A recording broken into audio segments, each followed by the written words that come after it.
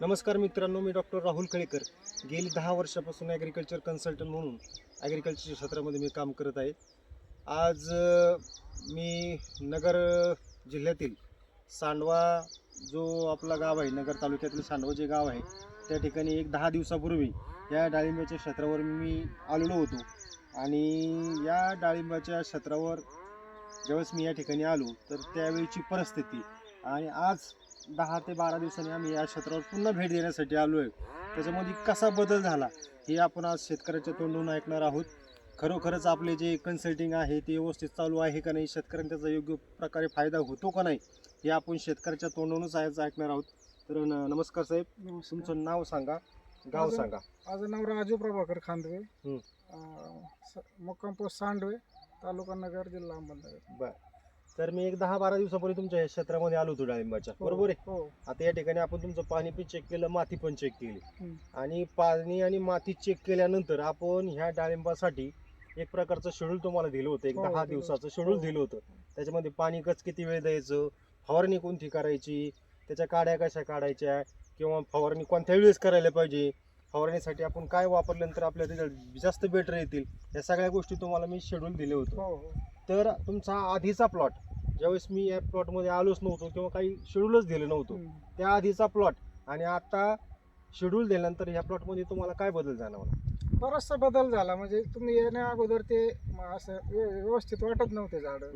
ते असं रोगराईने ग्रस्त झालेले होते. बर बर. तुम्ही ते जे शेड्यूल दिलं ते हा. शेड्यूल मी व्यवस्थित वापरलं हं. आणि तुमच्या मार्गदर्शनाने झाडं एकदम आज आज एकदम कॅनोपी वगैरे झाडाला व्यवस्थित आलेली आहे. कळ्या निघल्यात, हं, हं. निघतायत अजून काही कळ्या, हं, हं. व्यवस्थित झालेलं आहे. बरोबर.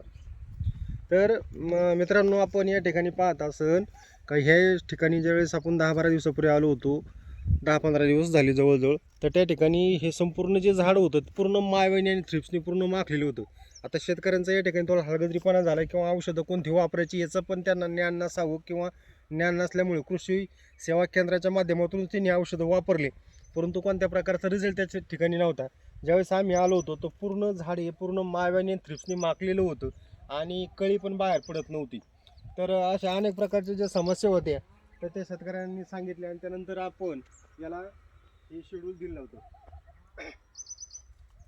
इकडे घ्या. तर हे शेड्यूल दिलं होतं. तर आपण सुरुवातीला त्यांना खालून पंचामृत, त्यानंतर 05234 कळी त्यांची जास्त निघत नव्हती, त्याच्यामुळे 05234 आणि बूम फ्लावर या प्रकारचा आपण स्प्रे दिला होता. त्यानंतर बऱ्याच ठिकाणी कळ्या निघायला सुरुवात झाली, आणि जो मावा वगैरे होता त्याला बेस्ट एक कीटकनाशक आपण त्या ठिकाणी दिलं. आणि आपलं पंचामृत असेल त्याच्यामुळं काय झालं, ते संपूर्ण पानावर ते स्प्रेडिंग औषध योग्य प्रकारे चांगलं पसरलं, आणि 100% रिझल्ट या ठिकाणी आज जर पाहिला असेल तर कुठेही प्रकारचा मावा थ्रिप्स या पिकामध्ये नाही आहे. आता डाळिंब पिकाला सकिंग पेस्टचे भरपूर प्रभाव पडतो, परंतु आज या ठिकाणी आपण जर वातावरण पाहिलं तर 100% आज झाड निरोगी आहे. त्यानंतर आपण मुळी वाढवण्यासाठी त्यांना ह्युमिक पण दिलं होतं, रूट ऑन म्हणून दिलं, त्याबरोबर पंचामृत पण दिलं. त्यानंतर जमिनीमध्ये त्यांनी टाकलेला जो फॉस्फरस आणि पोटॅश आहे त्याला उचलण्यासाठी आपण तुम्हाला पिके गोल्ड नावाचा एक 5 लिटरचा ड्रम दिला. आणि पिको गोल्डमुळे काय झालं की या ठिकाणची मुळीची चाल वाढली, त्यानंतर फॉस्फरस आणि पोटॅश अपटेक झाला, आणि आज या ठिकाणी पाहत असेल तुम्हाला ही कळी पूर्ण पद्धतीने सेट झालेली आहे. या ठिकाणी संपूर्ण हे मादे कळ्या आहेत. हे झाडाला तुम्ही पाहिलं जवळजवळ 60 ते 70 फळांची आज सेटिंग पूर्ण झालेली आहे. आणि बऱ्याच ठिकाणी आपण पाहतो त्या ठिकाणी आता कळी सेट पण होऊ राहिली. या ठिकाणी जर पाहिलं तर कळी पण सेट होऊ राहिली. तर शेतकऱ्यांना या माध्यमातून मी सांगू शकतो का आपण इकडे घ्या कॅमेरा, शेतकऱ्यांना आपण सांगू शकतो का परफेक्ट जर सोल्युशन आपण पिकामध्ये वापरलं तर आपला खर्च कमी होतो 100%. तुम्हाला बाकीच्या ठिकाणी जास्त आपल्याला डोकं लावण्याची गरज पडत नाही. आता काय मारायचं, काय द्यायचं याची जास्त शंका घ्यायची कारण पडत नाही.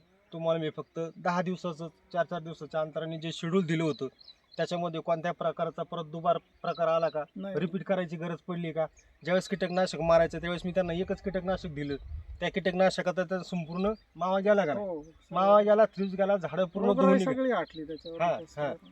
म्हणजे काय होतं, आपण शेतकऱ्यांना रिपिटेशन करत नाही, एकच औषध दिलं त्याच्यामध्ये त्याला रिझल्ट आला पाहिजे. आज या ठिकाणी संपूर्ण प्लॉट जर पाहिला तर 100% एकदम निरोगी झालेला आहे. तर आपण जे प्रॉडक्ट देतो शेड्यूल देतो हे शेतकऱ्यांसाठी खूप खरोखर गरजेचं आहे का असं वाटतंय का तुम्हाला? हो गरजेचंच आहे. बर, हा माझा यूट्यूब चॅनल आहे, डॉक्टर राहुल खळेकर या नावाने माझं स्वतःचं यूट्यूब चॅनल आहे. तर शेतकऱ्यांना तुम्ही काय सांगू शकता आपल्याबद्दल? खळेकर साहेबांचं मार्गदर्शन अतिशय मोलाचं मार्गदर्शन आहे त्यांचं. आणि त्यांच्या मार्गदर्शनानुसार रिझल्ट हे खूप छान मिळतात त्यांच्या मार्गदर्शनाने. व्यवस्थित सगळं शेड्यूल प्रमाणे एकच औषध वारंवार देत नाही, ते जे गरजेचं आहे तेच औषध देतात. त्यामुळे रिझल्ट हा भेटतो, कमी खर्च कमी होतो आपला. आणि त्यांचं मार्गदर्शन घेतलं पाहिजे शेतकऱ्यांनी. बरोबर. तर मित्रांनो, अशा प्रकारे आपण शेतकऱ्यांचं सगळ्या पिकाचं नियोजन करतो. लसणापासून नारळापर्यंत, गाजरापासून बाजऱ्यापर्यंत पीक कोणतंही असो, परंतु जोपर्यंत तुम्ही रूट झोनवर काम करत नाही, कोणत्याही पिकाच्या रूट झोनवर जोपर्यंत काम पूर्ण होत नाही तोपर्यंत तुम्हाला वर मिळणारं फळ मिळू शकत नाही. हे शाश्वत सत्य आज या ठिकाणी आपल्याला पाहायला मिळतं. कोणतंही पीक घ्या, त्याची जर मुळी निरोगी असेल त्याला मिळणारं फळसुद्धा निरोगी असल्याशिवाय राहत नाही. तर शेतकऱ्यांनी पहिली गोष्ट मातीवर, पाण्यावर आणि मुळीवर जर काम केलं तर शेतकऱ्याला 100% जास्तीत जास्त उत्पन्न मिळेल. आणि शेतकऱ्याचे 100% जे प्रश्न आहेत का आपलं झाड चालत नाही, मुळी चालत नाही, ते प्रश्न सुटल्याशिवाय राहणार नाही. आपण ह्या डाळिंबामध्ये गेली 4 ते 5 वर्षापासून 40, 20 आणि 40 अशा पद्धतीचं शेड्यूल शेतकऱ्यांसाठी देत असतो. याच्यामध्ये 40% ऑर्गॅनिक, 40% रासायनिक आणि 40% जैविक.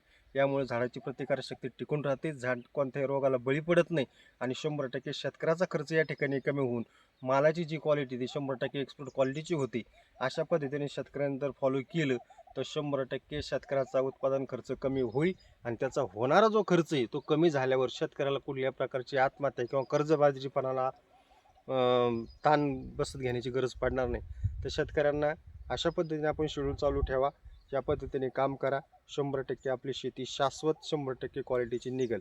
तर मी शेवटचा एकदा त्यांना विचारतो, शेतकऱ्यांना फक्त 1 मिनिटामध्ये सल्ला द्या.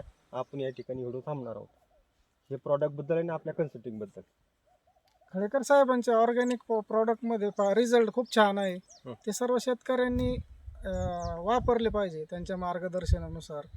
रिझल्ट खूप छान आहे. खूप म्हणजे मार्गदर्शन खूप मोलाचं आहे त्यांचं आणि ते शेतकऱ्यांना गरजेचं आहे. शेतकरी काय स्वतः पूर्णपणे सगळं हे नाही करू शकत, पण त्यांचं मार्गदर्शन असेल तर शेतकरी 100% यशस्वी झाल्याशिवाय राहणार नाही. ठीक आहे. नक्कीच मित्रांनो, धन्यवाद. या ठिकाणी आपल्या शेतकऱ्यांनी व्यवस्थित चांगल्या प्रकारे जी त्यांना अनुभव आले तेच सांगितले. याच्यामध्ये कोणत्या प्रकारचं नाही. आज आपण हा पुढेही ऑर्गनाईज करून बनवलेला व्हिडिओ नाही, आज या प्लॉटमध्येच बनवलेला आहे. त्यांचे जवळचे व्याही पण या ठिकाणी आहे. अशा पद्धतीने आपण नॅचरल काम करतो आणि शेतकऱ्याचा उत्पादन खर्च कमी करतो. थँक्यू, धन्यवाद.